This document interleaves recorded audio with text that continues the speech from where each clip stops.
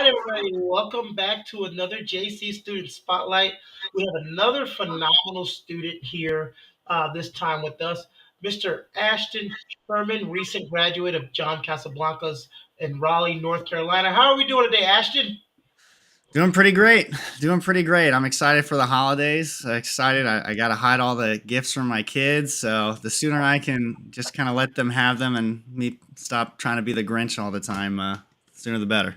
Daddy's the has to play Santa Claus and Grinch at the same Y- time. Yeah, they want me to chase them around the house and be the Grinch, and we watch the Grinch about 10 times a day, so that's fun.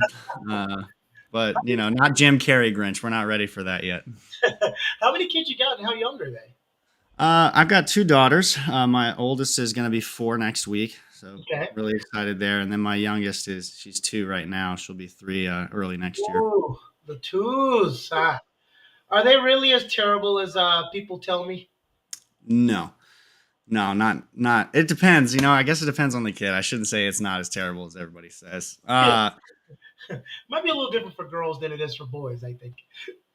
I think together, like they kind of have this dynamic duo thing going. Uh, So the trouble they get into together is much worse than what they get into by themselves. So. okay. So you being on this week, you're much different than OJ Street Land that we had on our last Student Spotlight episode. They were fairly I think she was in week 5 and he was about week 14. You have just completed the entire course, so you're a recent graduate. Graduated on the 26th of November. And the first thing I know you don't miss is me calling you Austin for about 3 months, right?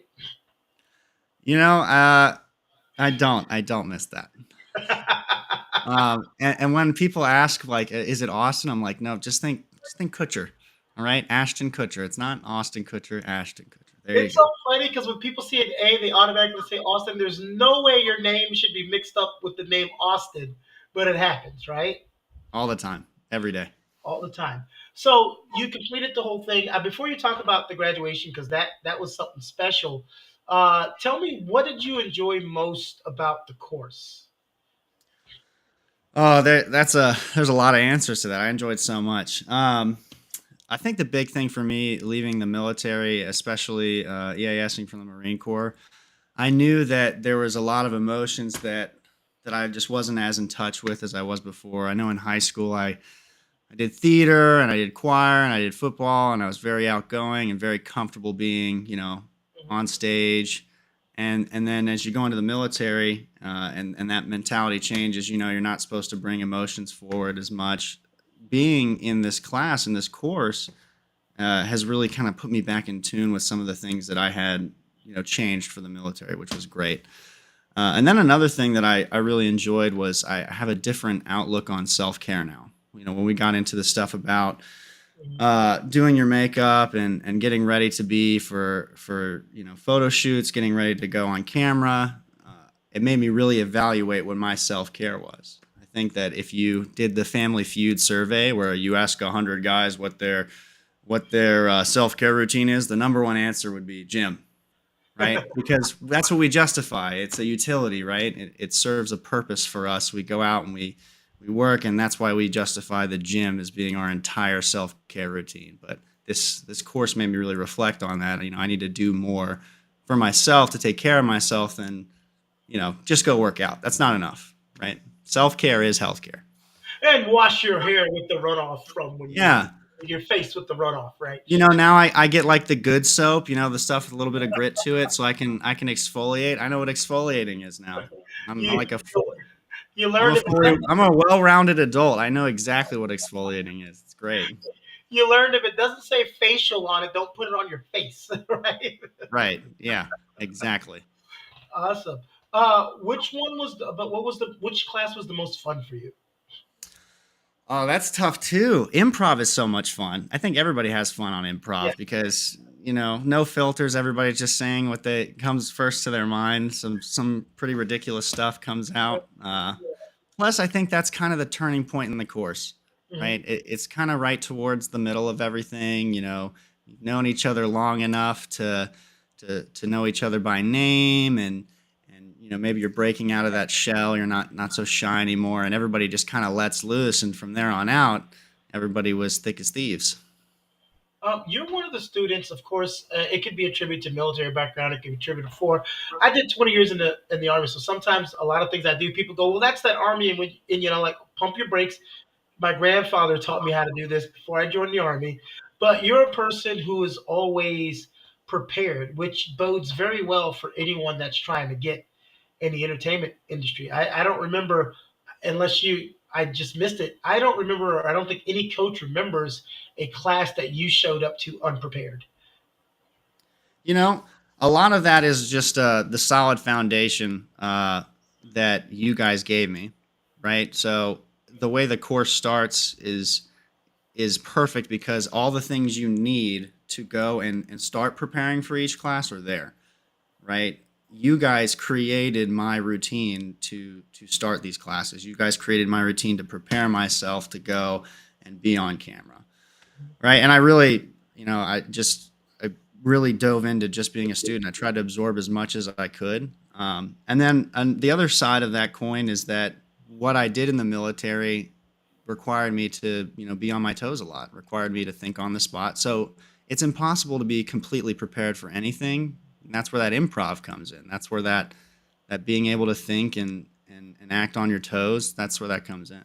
So Awesome. But hey, it was a commitment on both sides. The best students bring out the best in coaches, and the best coaches bring out the best in students, right? So that's kind of how it's that trade off, that kind of contract between us two. Now, what coach was the hardest on you? mm, besides you, Besides me, we'll leave me out of it, because if you pick me, everyone's gonna think they always pick me because I'm on the episode. But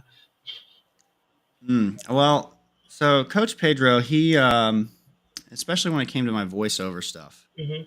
uh, and my monologue, and the way it lined up, he was actually there for a lot of the classes where we were reviewing stuff we had previously prepared. So when he came in, the feedback that he was giving me, he wasn't tough on me, but he was very thorough. He gave me feedback that I could use. He gave me feedback that I could understand, uh, and he had a very unique perspective on things. Like a part of my monologue, uh, it was written well, but he wanted me to change the order so that I could kind of save the climax of the monologue towards the end, so it would just build and build and build, and just the layout change was, I Oh, think. you kind of, was it one of those ones where you kind of gave away the goods too early? Exactly, right. And he was like, "Hey, let's put this back down here, Yeah. right? And we'll kind of keep it consistently coming up, and there's the climax." Well, let's save a little bit of this. Okay, Yeah. that's awesome. And now, of course, here's the chummy one that all the coaches wait for me to ask, and you can't say me. Well, who was your favorite coach? Uh, Uh-oh. Don't say wow. Jay Turner. Coach Tequila for sure. Coach Tequila, and why was that? It always I think that the strides we made as a class to come closer is like, close friends or even like a JC family. All those strides seem to happen whenever Coach Tequila was in front of us. Whenever we were really digging deep, she was there. I don't think I had your class much. I think I had you a couple times in the beginning, and I think I saw you maybe once in the end. It was one of my favorite classes. So sorry I didn't get to see you guys that much. Smoke Daddy says Coach Pedro is very direct. It's helpful. That's right. No one's here to get sugar coated, right? You got to have a little tough skin. You've got to be able to take constructive criticism, right? Right. Criticism. For sure. And that's something that a lot of people. Do we help you with that? Being able to take constructive criticism. I would love to give you guys that credit, but if I wasn't able to take constructive criticism in the Marine Corps, I don't know if I would have made it. um, That was a trick so question, and you did not fall for it. Ah, you did not fall for it. no, it's so cool though. Are I you think telling especially wait, there's wait, are you what telling you me got. that criticism in the Marines is constructive? Is that what you're telling me? Not all of it. not some of it, right? Two different skills we're talking about here is taking constructive criticism and finding the actual constructive criticism in the blur of all of the criticism. Oh man, that is hilarious. All right, I love marine people. Okay, so Ashley, what are you doing outside of entertainment? So I'm a partner engagement professional with a large financial company up here in Richmond. We're in the Midlothian area actually, and it's awesome. Most of what I do is just reaching out and talking to people and telling them a little bit about what I do, and then seeing how we could both, benefit from working together. And then these skills from JC definitely translate very well, right? I Mhm. mean, most of the finance world nowadays is over Zoom or over video call. And it didn't used to be that way. I was in finance prior to the Marine Corps as well. And, back in like 2015, you had to go and drive to people's houses all across the state and all across wherever you were, whoever you were trying to service. But now the world is much smaller. Post COVID, everybody's a little bit more comfortable with these Zoom meetings, a little bit more comfortable with that. And the other cool thing about it is now we have interfaces like this where we can have events like this that have kind of come to the forefront of everybody's attention. So Yes, I can remember doing a lot of video conferences before COVID, and how people would be so awkward on camera, uh, didn't know how to speak, or the camera angles are always terrible. Like you're looking at people's forehead, you know, yep. kids running. It's like the evolution of that is it was so amazing, and now we can do things um, like this. So you've moved up. What did you do in the Marines?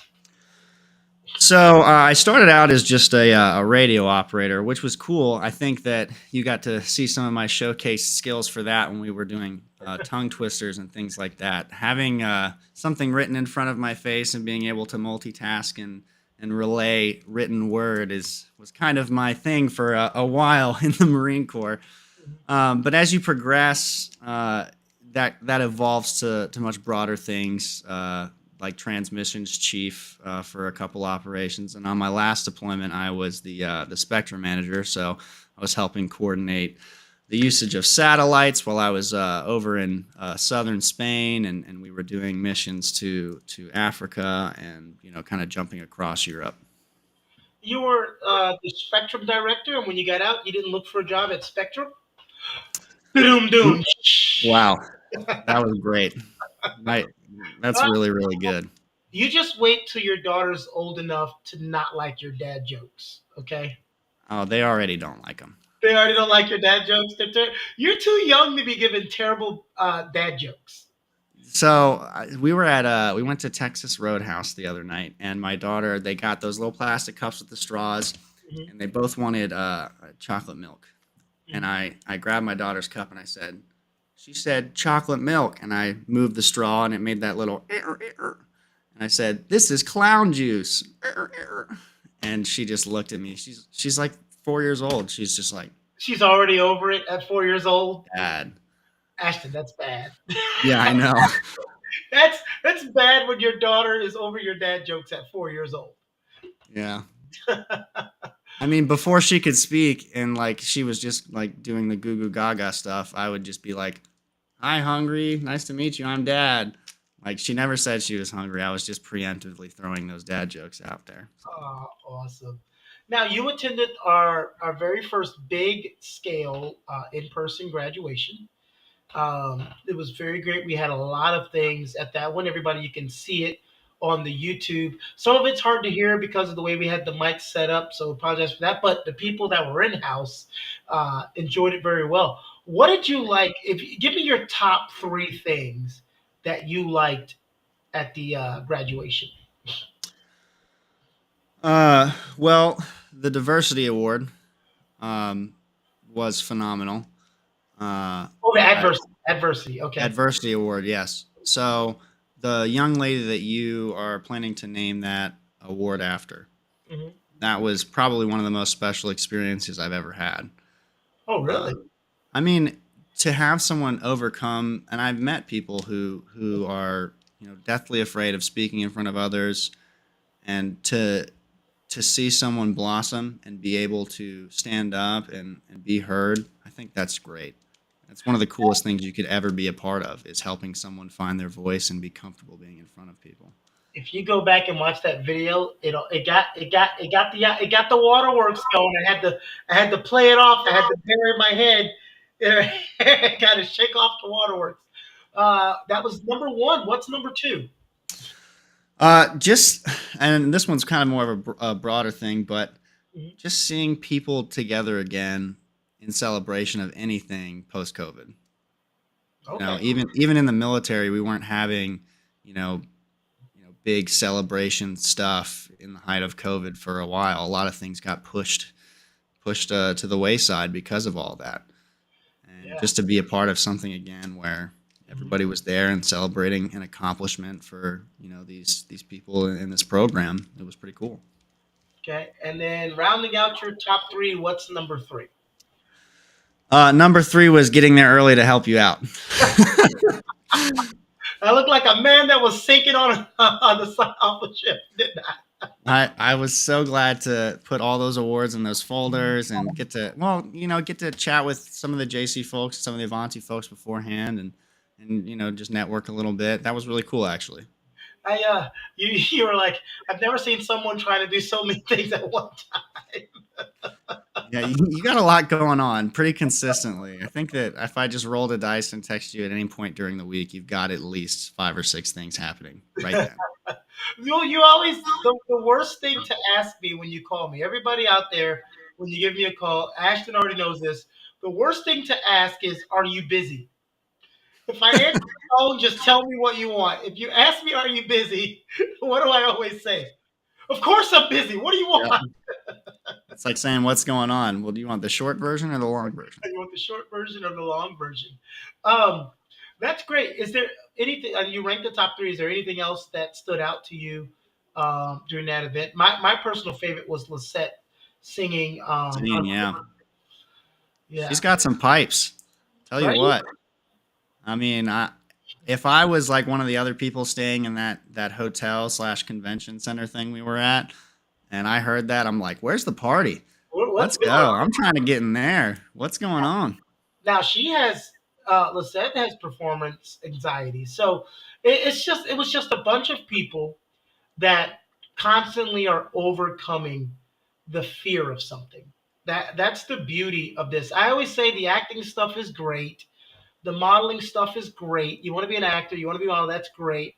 But there are a lot of people that are overcoming things that come through here. And I think that's the ones that get me proudest. Of course I'm proud if I see Ashton in a movie or a TV show or, rock doing Dior, wearing Dior in a fashion week. But that stuff makes me extremely proud, as it should. That's the main gist of it. But just watching some of these people come out of their shells and turning coals into diamond, that's just the highlight, you know. Yeah, and I think it's something that's pretty high in demand right now. If you consider, we're in the digital age, right? We were born too late to explore the world and too early to explore the universe. But what we do have is we have this digital landscape, and everybody's behind their computers, and everybody is playing these games. We've got VR, and some people just don't have the skill or the experience of being in front of others and communicating the same way that maybe somebody 20 25 years ago would have had. So having this and having the courage to go and be in front of people in person, just like at that event for graduation, I think it's crucial. You know what? I First I got to find out who you stole that from, but I think it's starting to turn around though. I think that Hmm. used to be the case, but you're meeting so many people. They've seen you online so much and talk to you. By the time they meet you in person, they're comfortable. Whereas back in the day, when you met someone for the first time in person, unless you were, a person that's Yeah, outgoing and loves to talk to everybody, that was a show. Because you remember the old saying used to be first impression's the lasting impression. Well, we've yeah, learned sometimes the first impression isn't.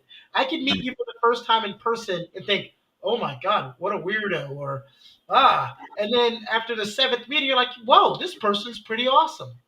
But now we have that kind of advantage where I'm seeing a lot of people they've seen you and talked to you so much in class that when they finally meet you in person, it's like, hey, Ashton. I think some of that can be attributed to the technology getting better. I don't know if you've had any experience with like VR or any of that, but the social aspect of technology and what we're doing, even with just Zoom, right? Hmm. It's much different than watching a recorded class on old YouTube, like Yeah, back in the day, yeah, right? yeah, yeah, There's so much better feedback.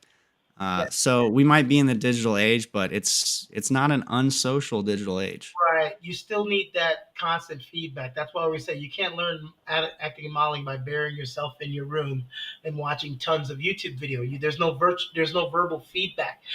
Smoke says I got bad stage fright and nervousness. Smoke, tell us what you do to get over that, or something that you do to fight through that. So, Ashton, did you ever have at any point any roadblocks that almost prevented you from either completing this course or just pursuing your dreams of in acting and modeling? If you did, what were they? And what was it? And how did you get through that roadblock? I think the biggest thing for me as, a husband and a father is prioritizing things that I want to do. Right? Most of what I want to do gets pushed to the wayside for my family. Hmm. And I know that there's a lot of fathers and a lot of husbands out there that deal with that. But, taking a hard look at myself and thinking, in 10, 15 years as my children go and they begin to pursue their dreams, I have to set the example. I have to show them that at no matter what age, no matter what stage you are in your life, whether you're, you know, right out of high school, coming back from college, coming back from the Marine Corps, whatever it is, Hmm. it it's never a bad time to pursue what you love, ever. Yeah. Well, you know what? That's a very good thing. I know a lot of parents from back in the day didn't do that, and some parents grow up grumpy and resentful, or they just have those "I wish I would have, I wish I would have, I wish I would have," and you're kind of finding the way to navigate through both. You've You know, got one life to live. You've got I, one life. I always use this same old story every time I talk about stuff like this. I sat there one day and I said, when I had roadblocks come up, I'm like, there are single moms with 4 kids and 2 jobs that are Mhm. still trying to accomplish their dreams. Why can't I? You There's, know? you know, So, you, you can make up as many excuses as you want to keep yourself from your dreams, uh right? But in the end, you're the only one keeping yourself there. yeah, You know, this is true. This is true. So we're gonna get a response from Smoke that says, "I have bad stage fright and nervousness." And I asked him, "What do you do to get yourself through that?" He said, "I try to absorb the vibe of the room and mimic it. Once I find my groove, I just go with the flow." You know what? It's sort of like me and my one of my friends. We have this saying. It's called "read the room." It's not, of course, we didn't make that up, but it's always like read the room. Always read the room. Sometimes when I see someone in a room and they're very quiet, I don't think they're shy. I think they're just assessing everything.